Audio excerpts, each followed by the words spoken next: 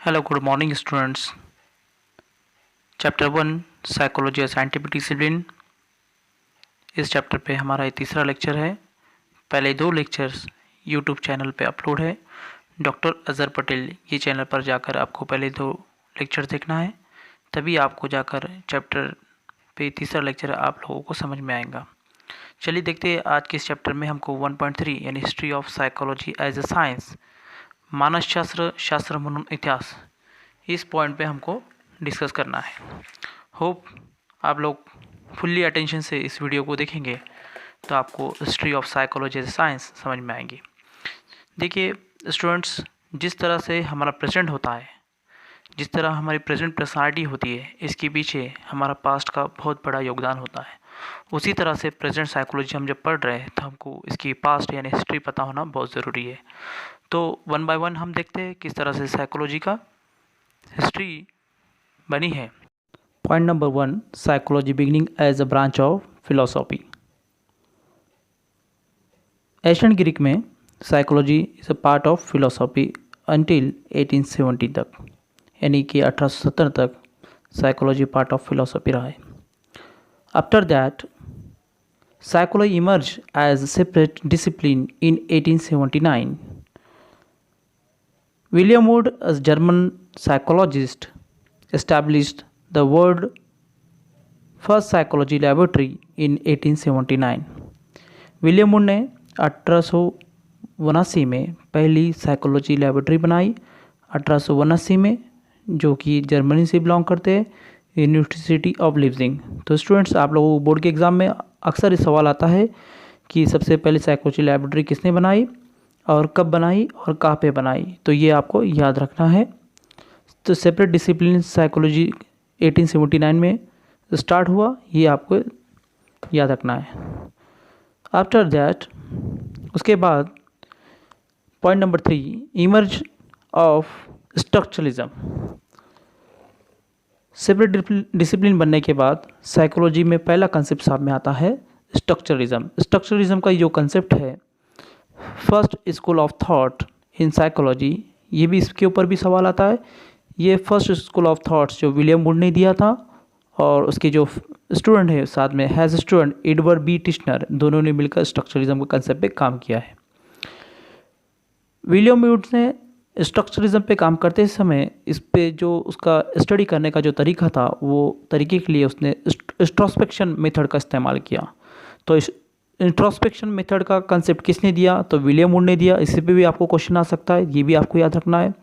Introspection में क्या होता है कि सब्जेक्ट को कुछ जो भी उसके सामने स्टिमुलस होता है, वो स्टिमुलस को इंट्रोस्पेक्ट करना होता है। यानी कि हम बोलते हैं ना बहुत मर्तबा, आप अपने आप को इंट्रोस्पेक्ट करो, अपने आप को पहचानो।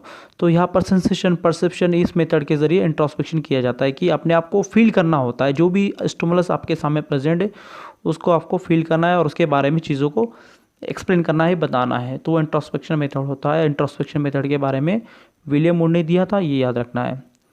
उसके बाद हिस्ट्री आगे बढ़ते हुए इंट्रोस्पेक्शन के बाद पॉइंट नंबर 4, इमर्ज ऑफ फंक्शनिज्म। फंक्शनिज्म का कंसेप्ट भी विलियम जेम्स ने दिया था। He is known of father of American psychology, ये भी आपको याद रखना है। और फंक्शनलिज्म की जो स्टडी करने का मेथड था, वो कॉन्शियसनेस पे ज़्यादा फोकस करते थे। ह्यूमन बीइंग के जो कॉन्शियसनेस के ऊपर उन्होंने फोकस करते हुए स्टडी किया। स्टूडेंट्स, पॉइंट नंबर 4, फंक्शनिज्म में आपको ये याद रखना है कि who is the father of American psychology. इस तरह का अगर क्वेश्चन आता है तो आपको विलियम जेम्स का नाम देना है। विलियम जेम्स की जो स्टडी करने का मेथड है वो कॉन्शियसनेस है, ये भी आपको याद रखना है। चलिए स्टूडेंट, फिर उसके बाद जो साइकोलॉजी की हिस्ट्री आगे बढ़ती है वो इस तरह से। Point number 5, emergence of psycho analysis. Psycho analysis का जो कंसेप्ट है वो सिगमंड फ्राइड ने दिया था, और 1890 के दरमियान, ये भी आपको याद रखना है। साइको एनालिसिस का कंसेप्ट किसने दिया था, तो सिगमंड फ्राइड ने दिया था। और सिगमंड फ्राइड कौन थे, तो वो ऑस्ट्रेलियन फिजिशियन थे, ये भी आपको याद रखना है। और सिगमंड फ्राइड के जो स्टडी करने का मेथड था वो है अनकॉन्शियस माइंड। और ये सभी पॉइंट्स जो आप लोगों को कंसेप्ट समझ में नहीं आ रहे, जैसे अनकॉन्शियस, कॉन्शियस, ये पॉइंट्स हम आगे के लेक्चर्स में डिस्कशन करने वाले। जैसे जैसे हम साइकोलॉजी पढ़ते जाएंगे आप लोगों के कंसेप्ट क्लियर होते जाएंगे। तो साइको एनालिसिस के बाद का जो कंसेप्ट आता है वो है इमर्जेंस ऑफ बिहेवियरिज्म कंसेप्ट आता है during the 20th centuries American psychologist name John B Watson advocated new school of thought known as behaviourism. यानी behaviourism concept John B Watson ने दिया था। बिहेवियरिज्म का जो कंसेप्ट आता है यहाँ पर से ही साइकोलॉजी साइंस ऑफ बिहेवियर बनता है और ये डेफिनेशन वर्ल्ड वाइड लेवल पे एक्सेप्ट होती है। तो स्टूडेंट आपको कोई भी पूछता है तो व्हाट इज़ साइकोलॉजी, तो आप वहाँ पर जवाब दे सकते हैं स्टडी ऑफ बिहेवियर। और ये जॉन बी वाटसन का ही कहना था कि हम ह्यूमन बीइंग के बिहेवियर की स्टडी कर सकते हैं, ह्यूमन बीइंग के बिहेवियर को हम कंट्रोल कर सकते हैं, उसको प्रिडिक्ट कर सकते हैं, उसको एक्सप्लेन कर सकते हैं, उसको डिस्क्राइब कर सकते हैं। और इसी के उसके टाइप्स भी उन्होंने यहाँ पर स्टडी किए थे। कवर्ड एंड ओवर्ड बिहेवियर के बारे में भी जॉन बी वाटसन ने बताया था। तो जॉन बी वाटसन का जो बिहेवियर की स्टडी करने का मेथड था वो है ऑब्जर्वर बिहेवियर। तो ये भी आपको याद रखना है। आपको यहाँ पर क्वेश्चन आ सकता है कि बिहेवियरिज्म कंसेप्ट किसने दिया, जॉन बी वाटसन ने, ये याद रखना है। और उसका मेथड है ऑब्जर्वेशनल मेथड्स। तो स्टूडेंट्स बिहेवियरिज्म के बाद क्या स्टेप्स है, humanistic psychology. Point number 7, humanistic का कंसेप्ट 20th सेंचुरीज में सामने आता है यानी लेटेस्ट में। और यहाँ पर जो है ये ह्यूमनिस्टिक का कंसेप्ट कार्ल रॉजर्स ने 20th सेंचुरीज के दरमियान दिया। कार्ल रॉजर्स अमेरिकन साइकोलॉजिस्ट है और new perspectives known as humanistic psychology ये कंसेप्ट उन्होंने सामने दिया था। और ही contracts to study of unconsciousness और के साथ में इन्होंने काम किया था। Psychoanalysis and determinants advocated by the behaviorism. Humanistic psychologists stress up the study of power of free will, self-determinations and self-actualization.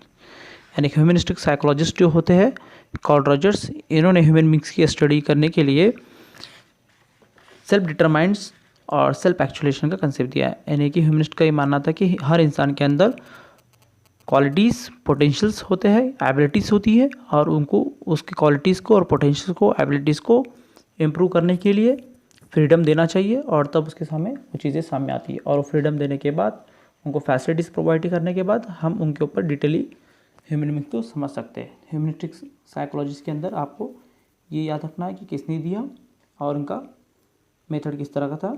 तो फ्रीडम और डिटर्मिनेशन और सेल्फ एक्चुअलाइजेशन के ऊपर कंसेप्ट उन्होंने दिया है। स्टूडेंट हिस्ट्री ऑफ साइकोलॉजी का हमारा लास्ट पॉइंट है emergence of cognitivism. Emergence of cognitivism during the 1915 and 1916 ये इसका ड्यूरेशन है। Psychoanalysis and behaviourism were replace by the new perspective known as cognitivism. Behaviourism और साइकोएनालिसिस को रिप्लेस यहाँ पर कॉग्निटिज्म ने किया है। कॉग्निटिज्म का कंसेप्ट अल्ड्रिक नेसर्स ने दिया है। Generally he is considered as the founder of cognitivism. Cognitivism का फाउंडर कौन है, तो यूनिट्रिक नेसर्स है, ये याद रखना है।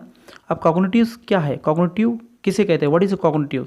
तो कॉग्निटिव एक साइकोलॉजी की ब्रांच है। इसका मीनिंग बनता है study of higher mental abilities like memory, decision making, problem solving and intelligence. अब कॉग्निटिव को स्टडी कैसे करते हैं, तो उसके लिए कुछ टूल्स का इस्तेमाल करते हैं जैसे MRI जो सभी डॉक्टर इस्तेमाल करते हैं एंड पेट।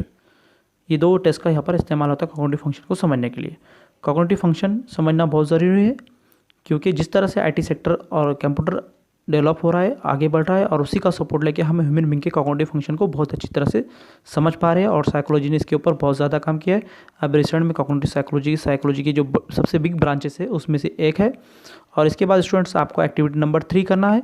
आपको एक लिंक दी गई है जिसमें स्कूल ऑफ थॉट्स के बारे में अगर डिटेल में जाके अगर आपको समझना है तो वो लिंक पर जाकर आप देख सकते हैं। उसका मैं स्लाइड में पेस्ट किया हूँ। तो होप गाइस आप लोगों को हिस्ट्री ऑफ साइकोलॉजी समझ में आ गई होंगी। इससे रिलेटेड आपको कोई भी अगर क्वेश्चन है, डाउट्स है, तो आप कमेंट बॉक्स में मेंशन कीजिए और कमेंट्स में आप मेंशन करते हैं तो स्पेशल लेक्चर में हम उन सवालों का जवाब देंगे। स्टूडेंट आपके कंसेप्ट क्लियर हो गए होंगे इस वीडियो के ज़रिए से। तो आपको इस वीडियो को लाइक करना है, कमेंट करना है और दोस्तों को शेयर करना है। Thank you.